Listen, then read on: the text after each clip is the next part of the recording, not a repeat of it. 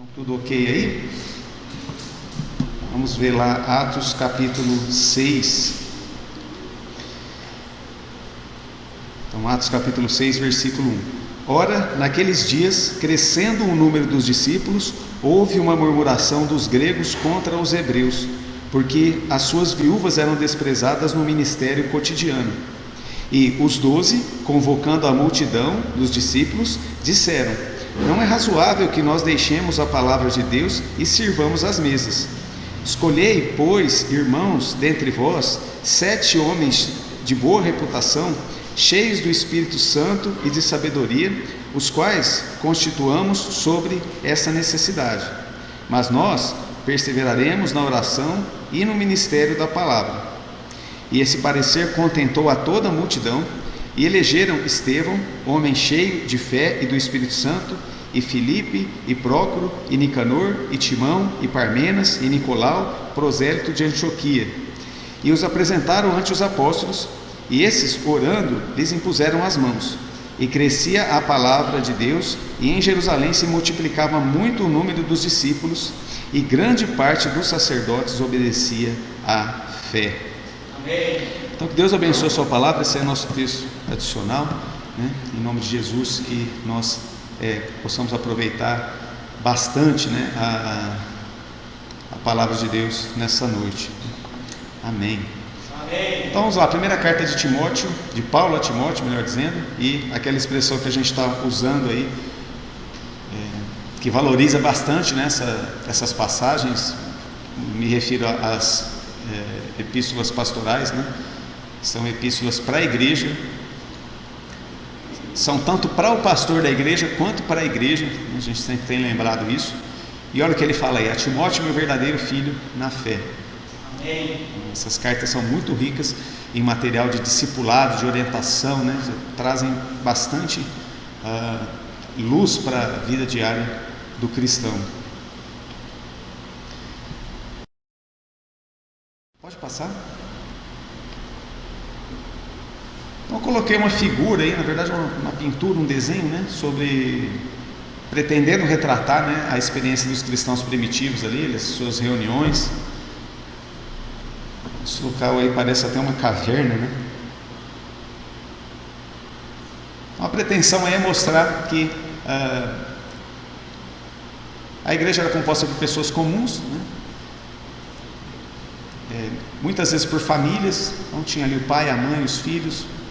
Às vezes tinha só ou o pai ou só a mãe, né?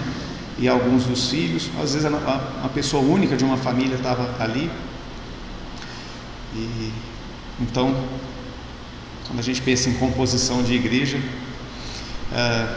essa passagem que a gente acabou de ler também traz luz sobre isso aí, né? Quais pessoas estavam ali? Então, pessoas de todas as esferas, como a gente tratou lá no capítulo 2, né? Que quer que todos sejam salvos. E então a gente vê ali gregos, né? Hebreus estavam compondo a igreja, e até sacerdotes, né?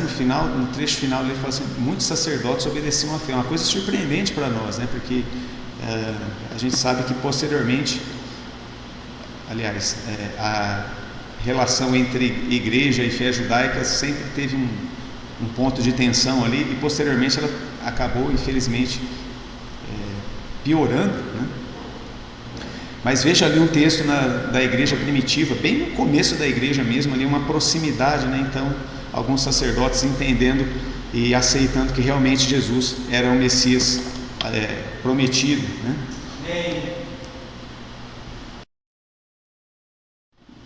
O nosso versículo principal para essa noite, né, recortando, a gente sempre faz um recorte ali, então a gente observa o texto girando em torno daquilo, é do versículo 21, essa palavra bem firme aí do apóstolo Paulo para Timóteo e para nós também, né? Conjuro-te diante de Deus e do Senhor Jesus Cristo e dos anjos eleitos, que sem prevenção guardes estas coisas, nada fazendo por parcialidade. Foi o texto que acabou de ser lido, né, na leitura do culto. Timóteo capítulo 5. Então aí nós temos o versículo 21. E essa noite nós vamos do 1 ao 25, é um trecho um pouco longo, né? Mas é um trecho diferente também, a gente vai fazer uma leitura um pouco diferente do que nós estamos habituados aqui nessa mensagem essa noite. Nós podemos dizer que o título então seria algo próximo disso daí, né? A sabedoria na administração da igreja, né? Como administrar a igreja, os desafios que a igreja enfrentava naquele tempo, e talvez seja interessante a gente fazer uma comparação. Será que hoje eles não são os mesmos, né? Às vezes eles são um pouco diferentes, mas eles estão aí da mesma forma, às vezes com uma roupa diferente, e a igreja precisa responder a essas coisas. Então, as várias facetas da vida da igreja. Não pense na igreja como uma coisa só momentânea aqui, né, num breve momento que a gente passa aos domingos juntos. Tem muito mais elementos além desse que a gente precisa levar em consideração. São 5 pontos para a gente tentar responder a isso daí, né, as várias facetas da igreja, e especialmente aquilo que ele falou ali, ó. Guardes essas coisas. Que coisas são essas? A gente poderia perguntar. Então, a hora que a gente começa a ler o texto, a gente vê que ele vai dar uma série de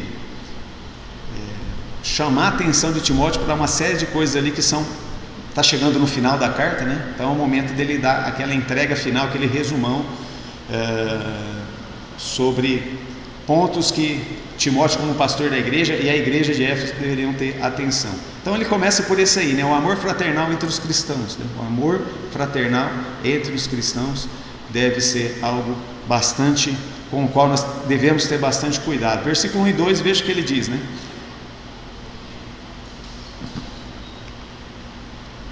Deixa eu pular, senão, né? Verso 1: Não repreendas asperamente o ancião, mas admoesta-o como a pai, aos moços como a irmãos, as mulheres idosas como a mães, as moças como a irmãs, em toda a pureza. Então veja que texto interessante esses versículos iniciais aí, 1 e 2. Timóteo era o presbítero, o pastor da igreja, e fazia parte da sua atividade eventualmente precisar, como ele diz aí, né, admoestar alguém, né? Admoestar em algum sentido chamar atenção, né? Pedir para a pessoa prestar atenção em alguma coisa, né, que possivelmente fosse ameaça para ela, né? Ou às vezes até dar uma bronca, né? Então veja como é que o apóstolo Paulo orienta Timóteo a fazer isso. Olha, você vai precisar fazer isso às vezes com anciãos, com homens da igreja, com irmãos da igreja que têm idade para ser seu pai, ou às vezes até seu avô, né? Como é que você vai fazer isso? Você vai tratá-lo como um pai. Você vai falar a ele como você falaria com o seu pai. Aos moços como a irmãos, que eram aqueles da mesma idade dele. Então aos moços, que ele também era moço, né? Tem esse ponto, né? Ninguém despreza a tua mocidade, né? Fala de Paulo para Timóteo. Então ele deveria tratar os moços, né? Pensa como é que os jovens daquele período ali devem ter tido uma comunhão interessante com Timóteo, né? Então a igreja sempre teve isso, né? Às vezes pastores mais jovens, né, que vão naturalmente se ligar os mais novos na igreja. Mulheres idosas, como o quê? Mães. Hora que o presbítero tivesse que tratar com as irmãs mais velhas, ele ia falar com elas como se elas fossem sua mãe, né? E as moças como a irmãs, em toda a pureza. Então esses 2 versículos aí retratam como que era a relação, não só entre o presbítero e os membros da igreja, mas entre os cristãos em geral. Então, aquela sua irmã em Cristo, ela é como se fosse sua irmã. Ela é mesmo a sua irmã. Amém. O rapaz é seu irmão. Amém. A senhora é sua mãe. Certo? E o senhor, né, o irmão mais idoso ali, é como seu pai.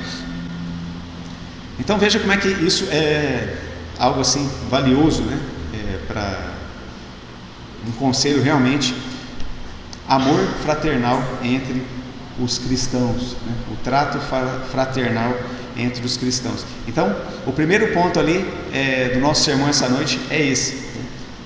Observa essas coisas, Timóteo, não se esqueça, não esquece de guardar essas coisas aqui. Então, o mesmo ele fala para nós com relação a isso, né? Guarda essas coisas. Nós somos membros de igreja e posso dizer que semanalmente a gente está experimentando isso, né? Então, sem prevenção, guardes estas coisas. Era o tipo de coisa que Timóteo, né, e nós também, a gente não precisa ter reserva com relação a isso daí. Por assim dizer, o texto está entregando para nós assim: faça isso que não vai ter problema. É uma chave aí para a gente, né?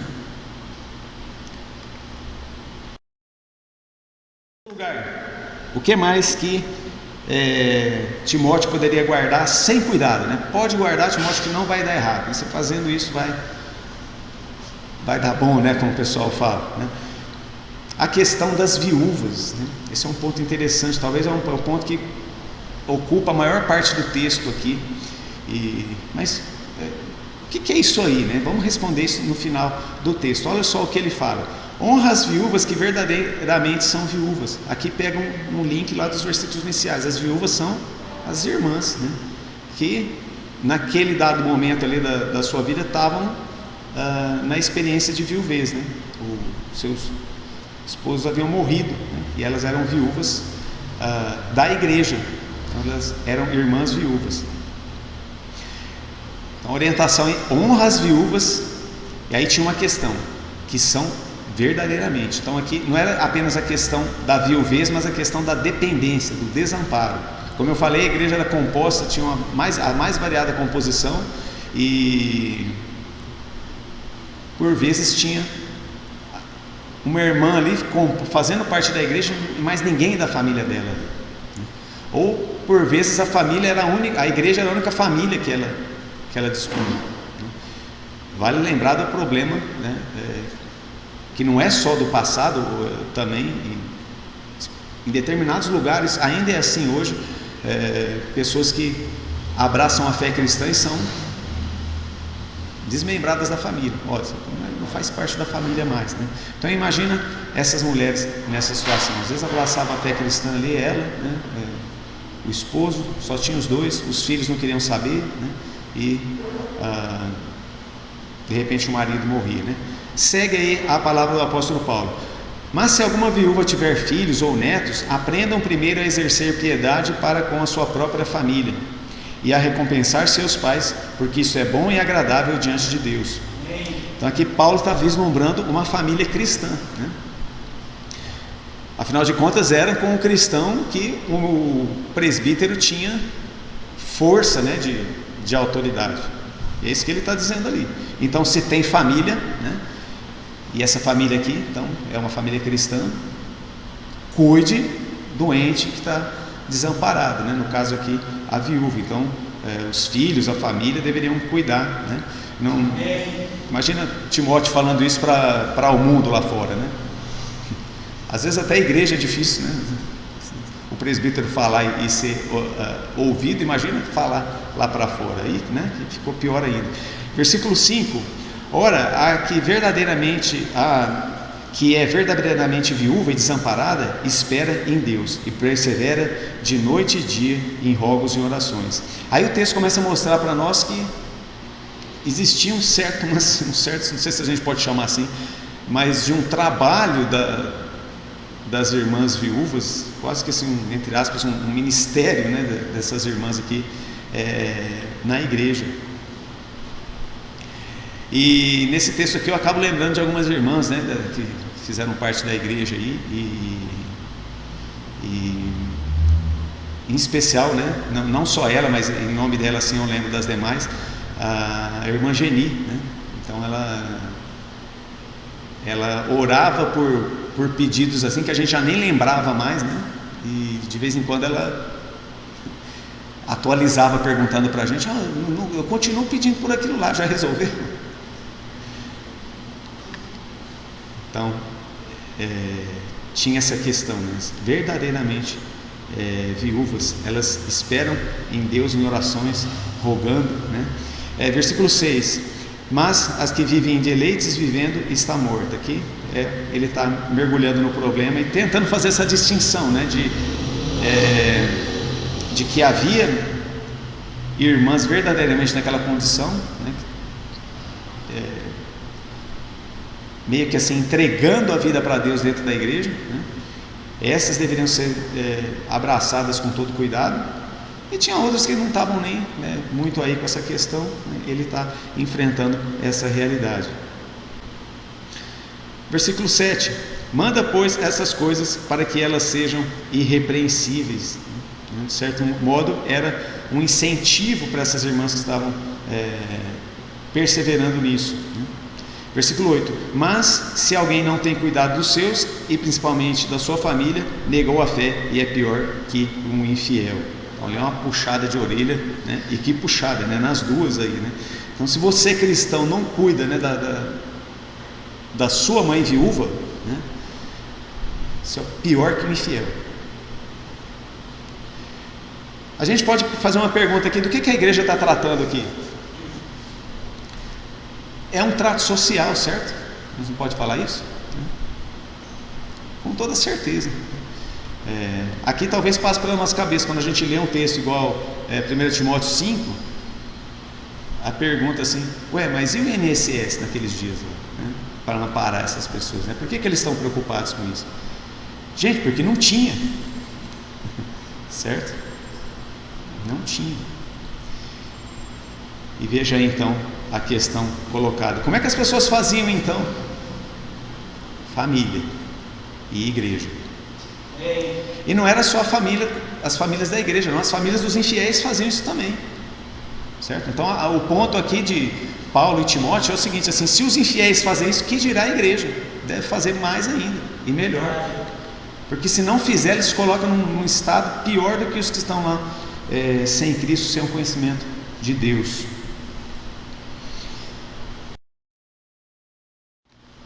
Como eu disse, esse trecho é o trecho maior da carta. Ele vai dar aqui orientações aqui, já que vamos chamar assim, entre aspas, de novo, um ministério de viuvez aqui, né? Era uma experiência da vida, isso aí acabava acontecendo, e ainda hoje é assim, né?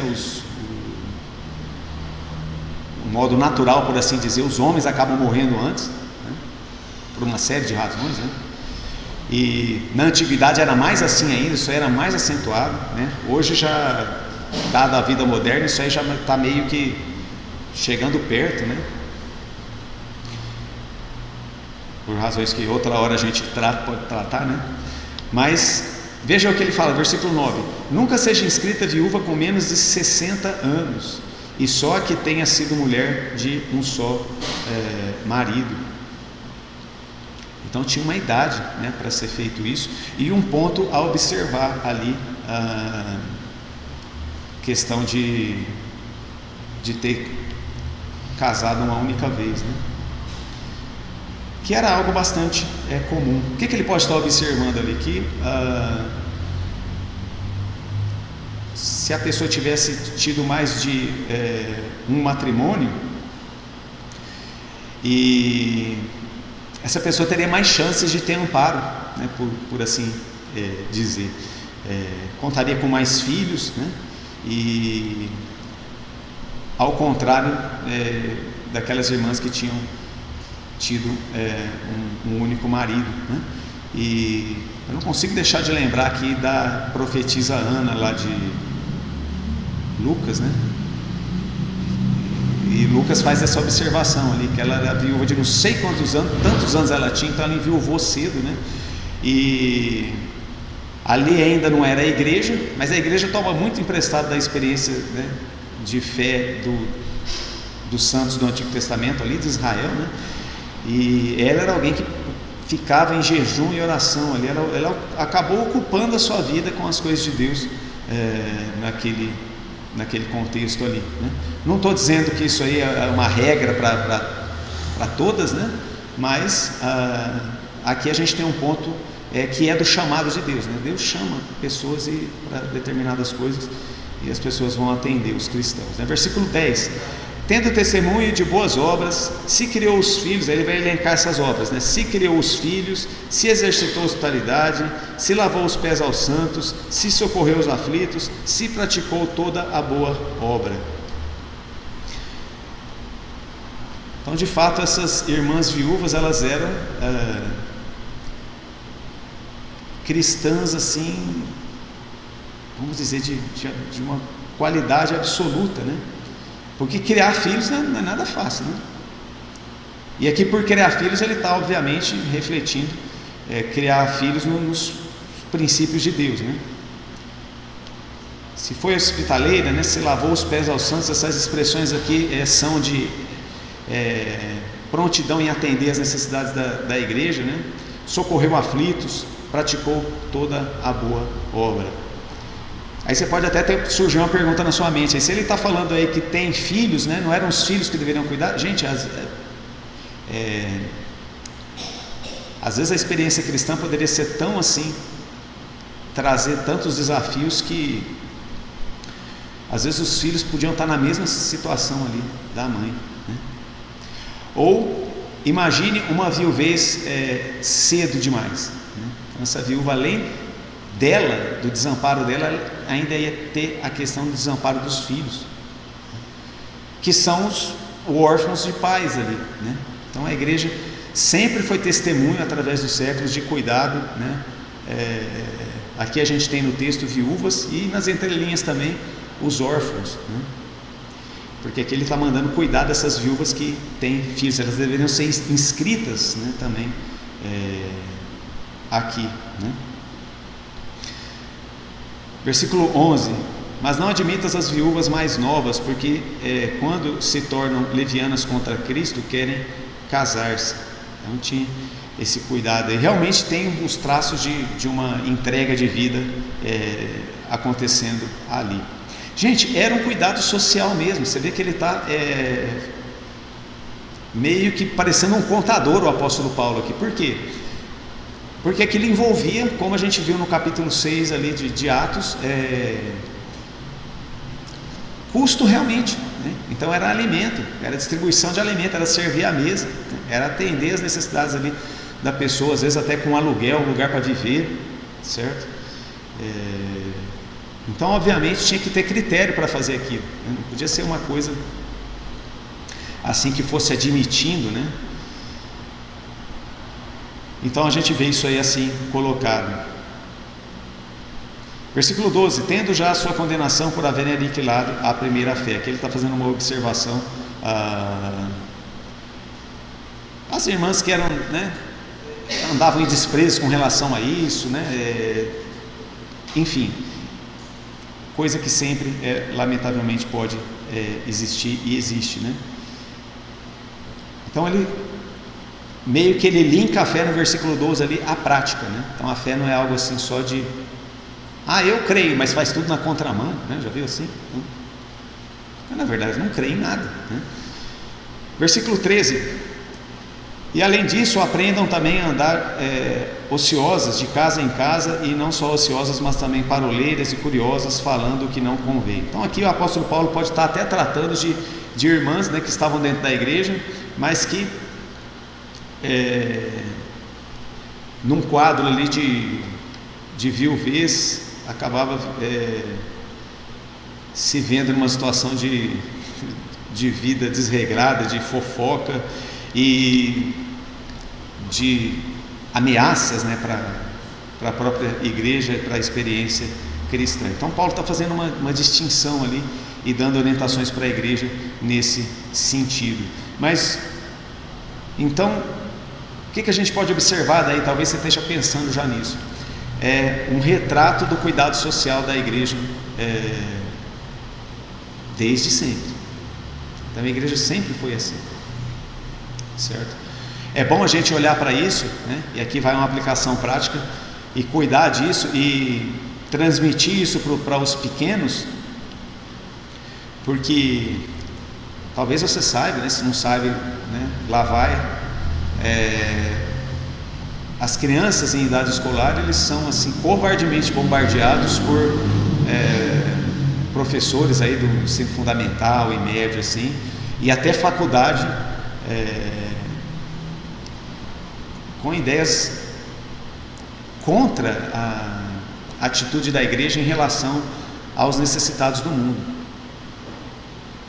no tipo falando coisa assim: vê como os pastores são milionários, andam de jatinho e não sei o que, e ficam apontando essas coisas e mostrando assim, e com tanto miserável no mundo e tal e coisa, né? E os jovens são capturados por essas ideias, né? E começam a tomar rancor da igreja, falam assim: a igreja, né? Eu vejo a igreja tratando com valores financeiros e não faz nenhuma obra de caridade, não tem nada nesse sentido, né? Uma covardia, né? De fato, essas coisas começou no nosso mundo ocidental graças à igreja, né? Foi a igreja que foi referência para isso, né? Alguém já passou na frente de uma Santa Casa aí? Com certeza, né? Por que esse hospital chama Santa Casa?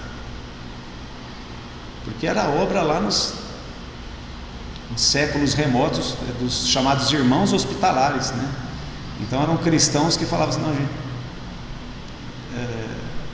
a nossa fé cristã vai além da oração e do conhecimento bíblico. Aliás, o conhecimento de Deus nos leva a cuidar de pessoas que estão em situação de desespero, né, de medo, né, doença.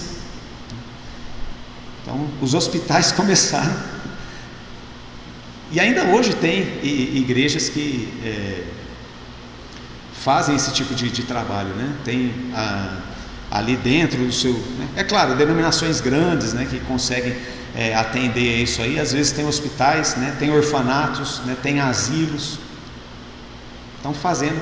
Então é bom a gente saber disso, né, para que quando a gente se nós nos depararmos, né, ou às vezes nosso filho chega com uma coisa dessa para nós, queira Deus que ele chegue, né, porque ele ouviu uma bobagem dessa lá fora, se ele ainda não sabe, ele divida isso aí com a gente poder mostrar para ele, assim: não, meu filho, aqui, ó.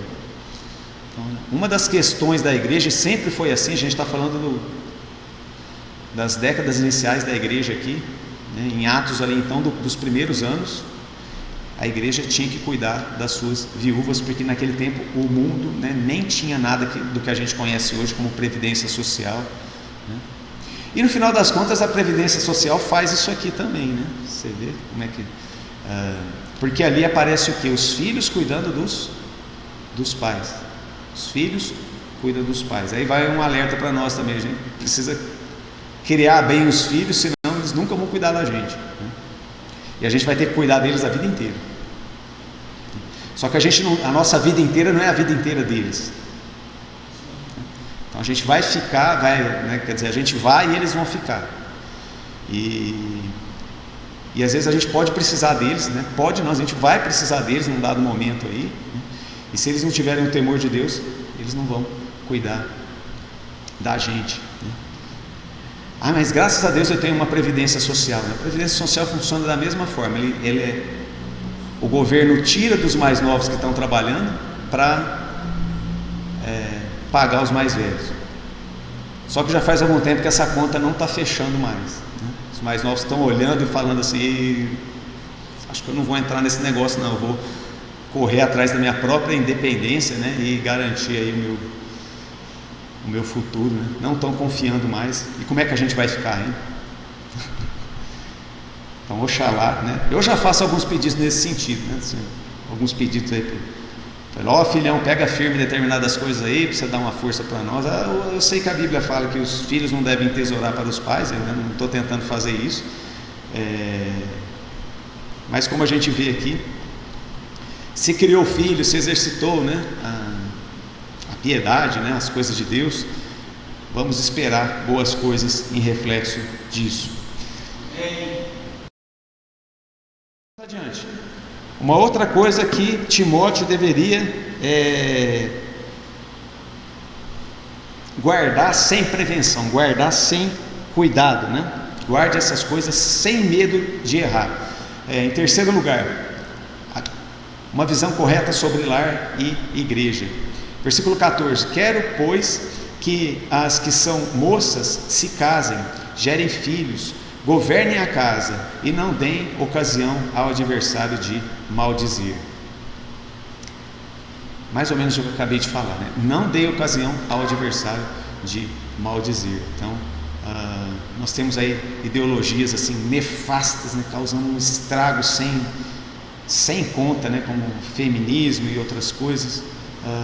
E aqui a gente vê um conselho bíblico, né? Uma ordem bíblica totalmente na contramão. Quero que as moças casem e sejam mães, né? E você reparou na expressão seguinte aí? Governem a casa. Então, meus companheiros de espécie aí, vocês achavam que era nós que governava a casa? Gente, então tá aí, né? Então, como que a Bíblia ela desmente todas essas falácias, né, de patriarcado, machismo, guerra de sexos, né? Olha lá Provérbios 31 e olha quem era aquela mulher lá e como é que os filhos exaltam ela e o marido também. Olha, ela é a melhor para nós, né?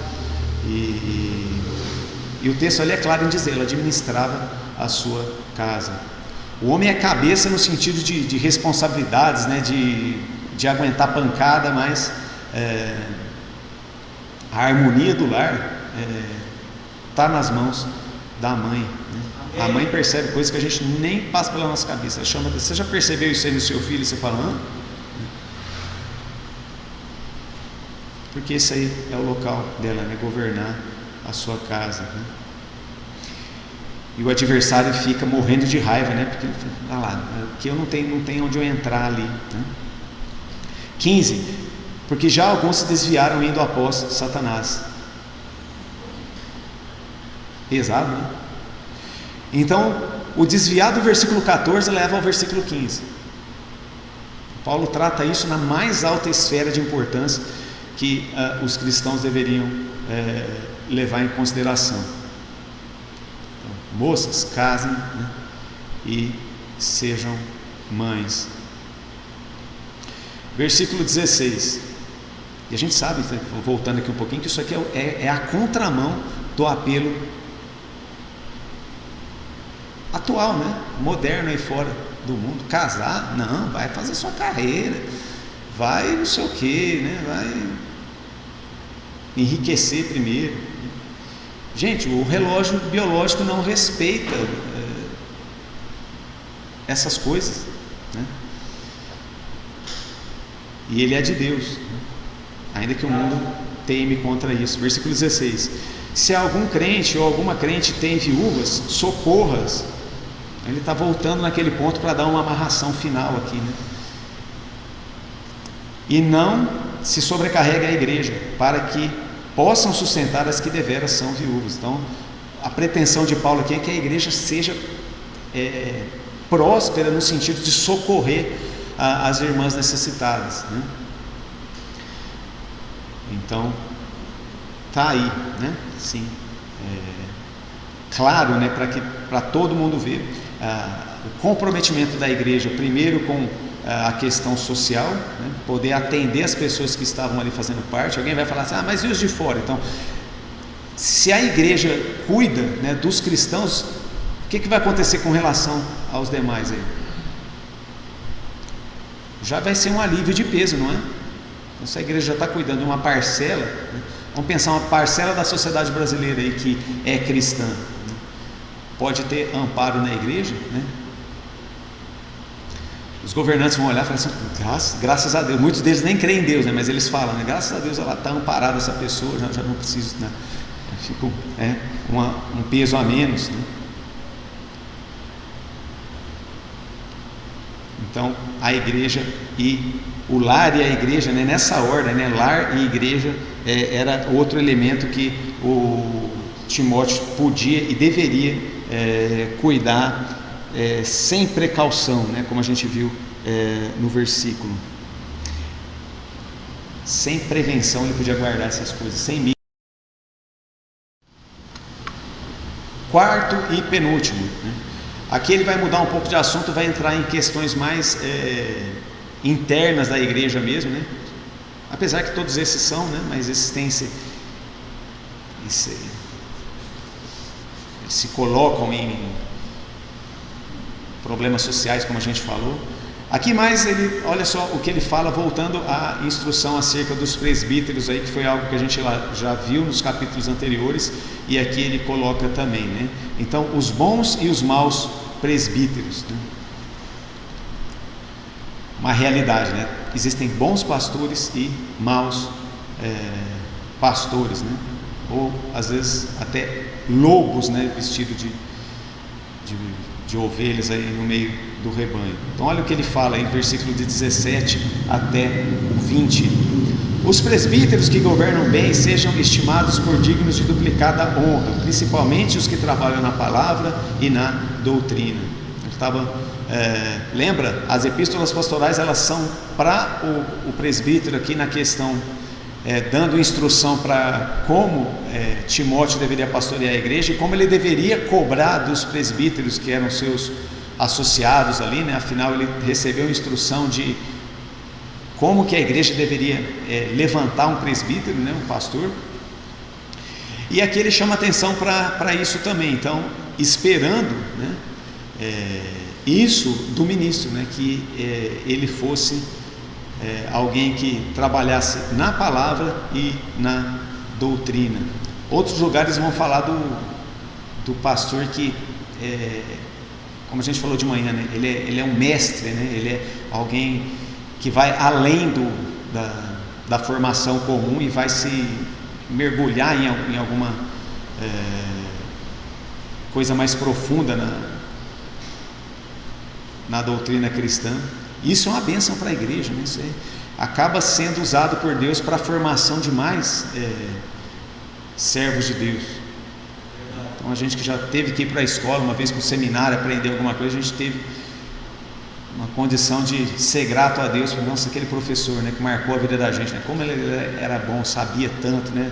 E pôs a gente tão mais adiante, né, na nossa fé, né? Então o que ele está dizendo ali era para igreja. Honra ali tem o sentido também de honorários, né? Tem inclusive algumas traduções que trazem essa palavra. Então está falando, dando base bíblica realmente para a igreja custear ou assalariar o presbítero. E ele faz aquela observação ali, então, principalmente os que trabalham na palavra e na doutrina, dando uma graduação ali, né? Porque inclusive essas coisas, né, se você quiser saber, você vai ter que abrir a mão um pouquinho, né? Vai ter que comprar livros, vai ter que acumular conhecimento, e essas coisas às vezes estão, parece algo assim, parece que você tem que minerar ouro para achar coisa boa, né? Então, às vezes não é nem questão de ter dinheiro ou não, precisa ter recurso para comprar e saber onde comprar. Então essas coisas aí estão coligadas, né?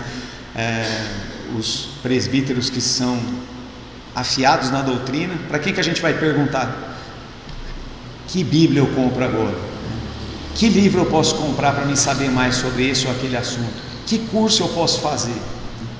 Então essas coisas estão coligadas aí, né? Versículo 18, olha só que interessante, ele toma uma figura do Antigo Testamento para respaldar isso que ele acabou de dizer, né? Porque diz a Escritura: não ligarás a boca ao boi que debulha, e digno é o obreiro do seu salário. Qual que é a figura que ele tomou emprestada? Do boi, do animal lá agrário que estava puxando ali o implemento para fazer colheita. Então, hoje a gente tem máquinas para fazer isso, né? Extremamente tecnológica, né? Como é que se fazia isso no passado? Então um animal ali, e ao contrário de hoje, que o sujeito vai, abastece a máquina e ela vai até o final do trabalho, o boi ele comia antes, mas dava fome ali. Então olha como é que Deus tem cuidado até dos animais, né? Então digno é o obreiro do seu salário. O boi que estava trabalhando ali, puxando o implemento, e o pastor também, né? Que é o boi de Deus aí, fazendo o que ele chama ali de obra, né? Verso 19: Aí ele vai passar para a parte ruim aqui, que é os maus presbíteros. Não aceite acusação contra o presbítero, senão com 2 ou 3 testemunhas. Então, começa a falar sobre isso. Então, o assumir o lugar de presbítero era uma coisa tão assim delicada que ele acabava recebendo essa condição de ter uma, como é que a gente chama isso aqui? Uma garantia de que a palavra dele era verdadeira, em questões que alguém se colocasse contra, né? Trouxesse algum tipo de acusação contra o presbítero. Então, precisava ter mais de uma pessoa para formular aquilo, ou melhor ainda, 3. Né? E aí, se houvesse isso, então a igreja deveria prestar atenção naquela queixa que era feita contra o presbítero. Para mostrar, gente, aqui também a gente acaba vendo paralelamente que a igreja não era algo assim que, né, os irmãos eram alienados, ou eles não tinham nada, nenhuma participação com relação à administração da igreja, porque isso aqui envolve os cristãos que compunham aquela própria igreja, certo? Então, olha só a situação, né? Que situação difícil. Versículo 20: aos que pecarem, repreende na presença de todos, para que também os outros tenham temor. Então, vamos lembrar a situação de Timóteo. Ele tinha sido deixado no presbitério, como presbítero. Ele tinha uma organização. Às vezes uma igreja é uma igreja simples como a nossa, não tem toda essa estrutura, mas num contexto grande como o de Timóteo ali em Éfeso, né, que inclusive, ao que tudo indica, tinha outras igrejas coligadas a eles, né, igrejas ali da Ásia Menor. Tinha um punhado de presbítero ali na responsabilidade de Timóteo. Então é nesse contexto que ele está falando: aos que pecarem, repreendem na presença de todos. Aquele presbítero que tinha sido acusado por 2 ou 3 testemunhas, que tinha sido comprovado que realmente ele tinha pisado na bola em algum assunto, a puxada de orelha, a repreensão dele deveria ser com o testemunho dos demais presbíteros. Isso aqui alguns podem observar assim que era uma coisa da qual toda a igreja compartilhava, e outros vão dizer que era algo da experiência ali de dentro do presbitério. Pode ser uma coisa, pode ser outra, mas o que é valioso para nós aqui nós como batistas temos em mente que a igreja é a igreja. Então, a administração da igreja é a assembleia da igreja. Tem irmãos que ocupam lugares que são necessários, né, especialmente na nossa experiência atual, né, que a igreja precisa se organizar, né, juridicamente. Então vai ter ali irmãos tomando posição de presidência, né, tesouraria, secretaria, mas irmãos tomando responsabilidade em relação à igreja, né? Normalmente os pais de família ocupavam essa condição. São o que nós batistas acatamos como, por exemplo, o repreende na presença de todos ali, para nós a gente ver a igreja participando, né? Outras denominações vão ver uma coisa reservada. Não, quem cuida disso é uma assembleia fechada ali de presbíteros e tal, né? Convém. É sempre problemático, né? A gente sabe que é assim, mas enfim, se a gente escolheu ser batista, correr disso daí. Então esse, passando agora, é mais uma coisa que Timóteo poderia guardar sem prevenção. O negócio em si já é um problema, né? Então se ele não tomasse cuidado em relação a isso, aí ia ser um problema assim, indissolúvel, né? E aqui a gente chega no final, né, para a nossa conclusão, porque que ele falou isso tudo, né? Então guardes essas coisas, né? Era para Timóteo guardar essas coisas, que daqui a pouco a gente vai relembrar e encerrar. Conjuro-te diante de Deus e do Senhor Jesus Cristo e dos anjos eleitos. Nossa, por que ele fez essa sentença tão assim, né? Grandiosa?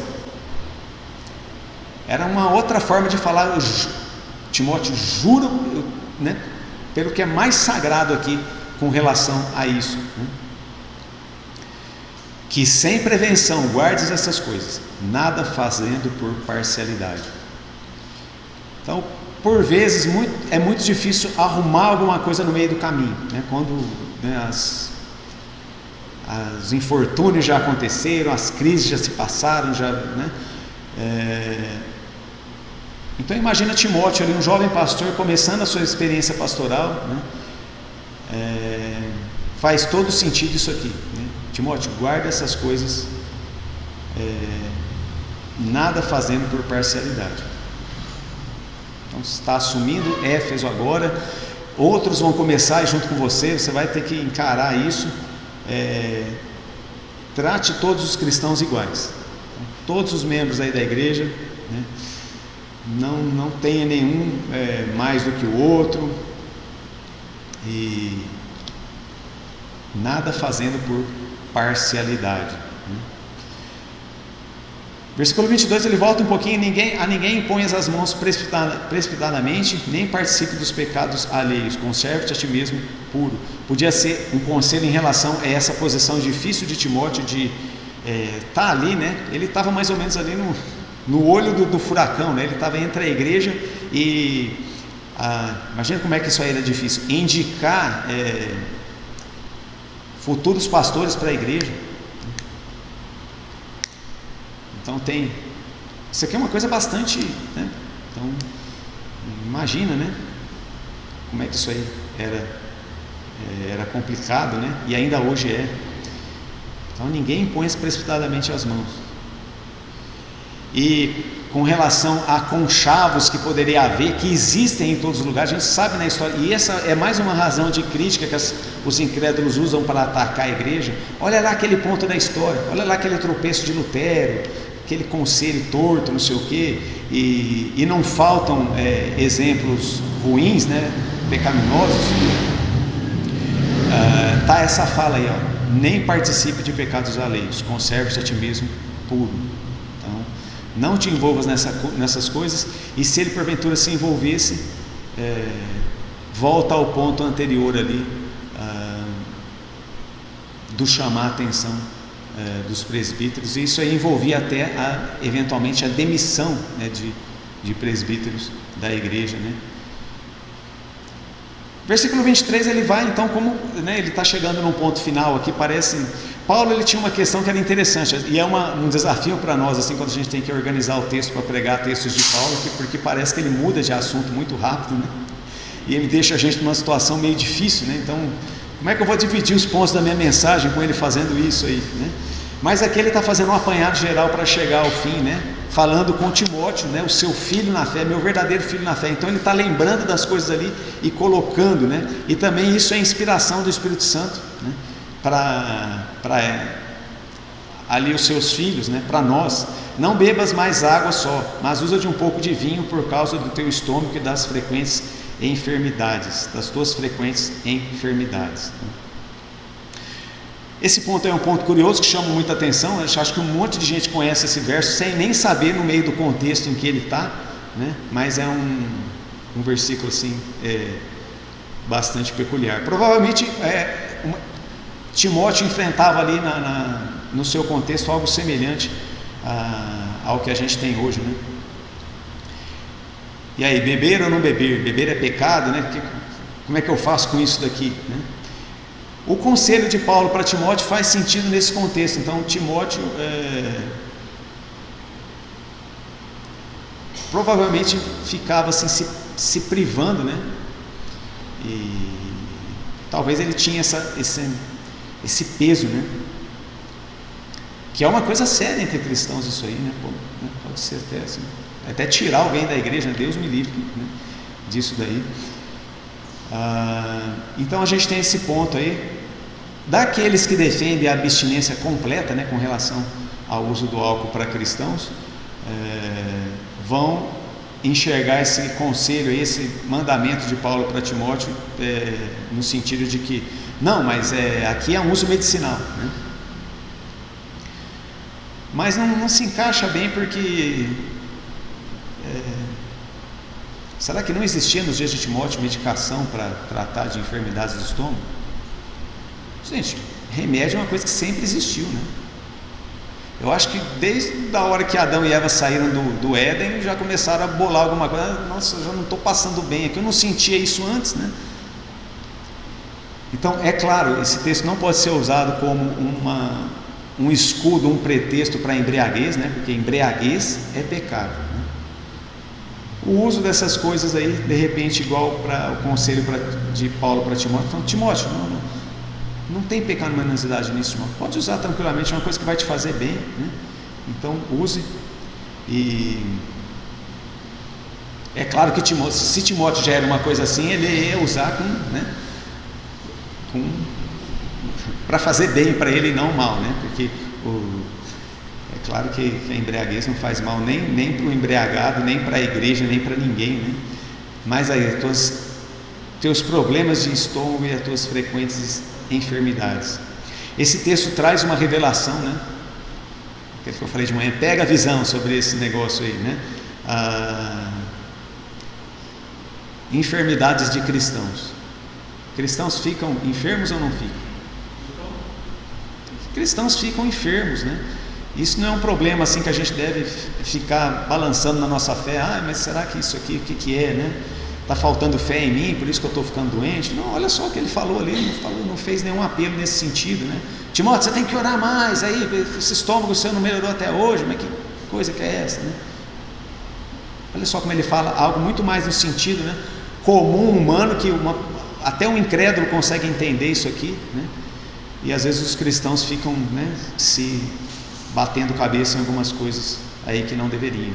Os pecados de alguns homens são manifestos precedendo o juízo, e alguns manifestam-se depois. Então, na série desses conselhos finais aqui, algo no sentido de que, Timóteo, não se preocupe, né? Algumas coisas vão ser perceptíveis rapidamente, outras não. Porque às vezes a gente pode ter essa experiência assim de, puxa, né?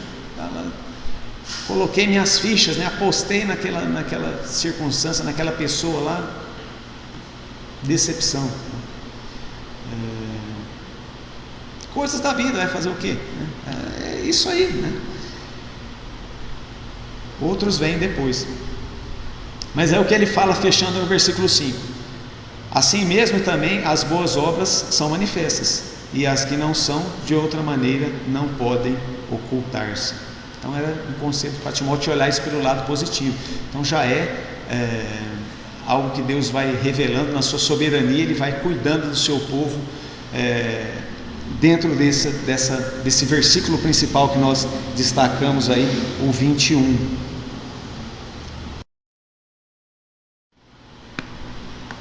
Então, uma imagem ali para a gente refletir um pouquinho na igreja, nos seus primórdios, né, como é que ela era. É sempre valioso isso para a gente tentar ter uma reflexão, né? A imagem é só uma ajuda, mas o ponto principal aqui é o texto de como eram os cristãos primitivos, como que era a experiência deles, né? E como que isso foi tão bom no mundo antigo que trouxe a igreja até hoje, né? Será que se a igreja tivesse que fazer durar mais 2000 anos, será que? Espero que não, né? Espero que esteja faltando menos tempo aí para a gente chegar na conclusão da história. Mas como ele disse no versículo 21, sem prevenção, guardes essas coisas. Isso significa o quê? Sem cuidado, Timóteo, adote essas coisas como padrão, né? Antes delas acontecerem, já tenha elas como padrão aí para Éfeso e para as igrejas aí ligadas, né? E nós temos isso para nós como igreja, né? Guardar essas coisas, sem favoritismo, né? Sem parcialidade. Então essa pessoa está fora dessa condição porque ela é alguém, né? Tadinho, né? Aí que fica mais tadinho ainda, né? Porque fora daqui, né? Onde que vai estar o cuidado de Deus? O trato fraternal entre cristãos. Quem são os cristãos mais velhos? Nossos pais.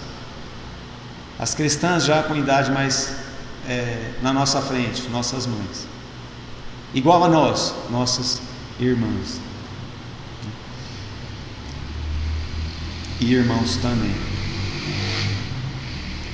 A questão das viúvas ou o cuidado social, né? A igreja tem, então nunca compre a ideia, não deixe entrar, né, essa contaminação.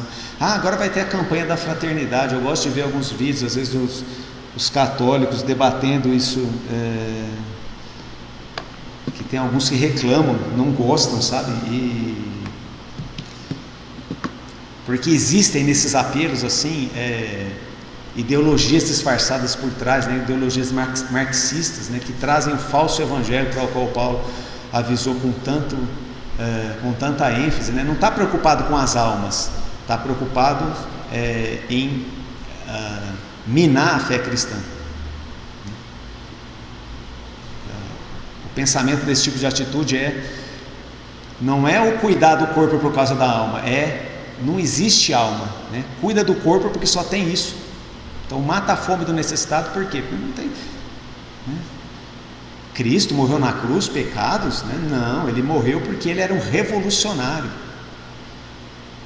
Então, para espanto de muitos, até tem pastores que gostam de usar esse tipo de linguagem, né? A fé cristã é uma fé revolucionária. Não está fazendo revolução coisa nenhuma. A fé cristã é um retorno para Deus. Isso não é revolução. Pelo contrário, a gente é contra-revolucionário. Quem revolucionou, quem pôs a bagunça toda foi Satanás. Então a questão das viúvas, então foram os cristãos que fizeram a luta pelo abolicionismo, né? Então se você pesquisar, você vai conhecer um inglês lá chamado David Livingstone. Ele viajou pela África pregando que aquilo lá era uma coisa desumana, né? Por quê? Porque todo homem é igual perante Deus, não tem distinção. De onde que ele tirou isso? Ele era um cristão. Então cuidado social a igreja é mãe disso no mundo moderno. Nunca caia nessas falácias aí marxistas, né? O lar e a igreja, muito urgente, muito especial. A gente deve olhar para isso com muito cuidado, preservando sobretudo as irmãs, né? Porque elas administram o lar. Amém.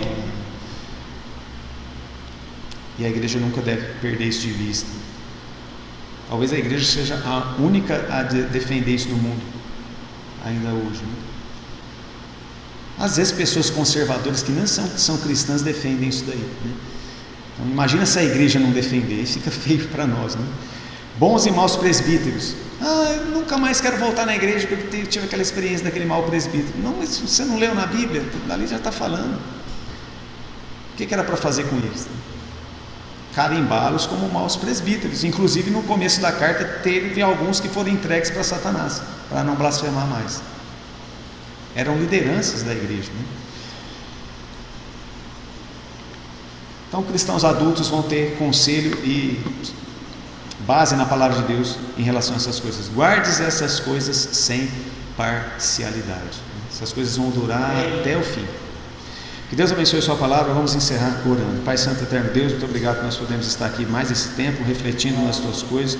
Obrigado por esse momento tranquilo, calmo, que o Senhor nos concede pela tua graça. E lembramos, irmãos, que estão em circunstâncias não são as mesmas que nós damos graças aqui, pedimos por eles. E socorre a tua igreja nesse sentido, nesses pontos que nós acabamos de tratar no capítulo 5 de Timóteo, e que nós possamos desfrutar da tua proteção, do teu conselho e das tuas bênçãos em todos esses elementos que nós observamos agora. Em nome santo do Senhor Jesus Cristo nós oramos, pedindo que o Senhor nos despeça em paz, nos conceda uma boa semana. Amém. Amém. Irmãos, nós estamos à vontade, que Deus abençoe.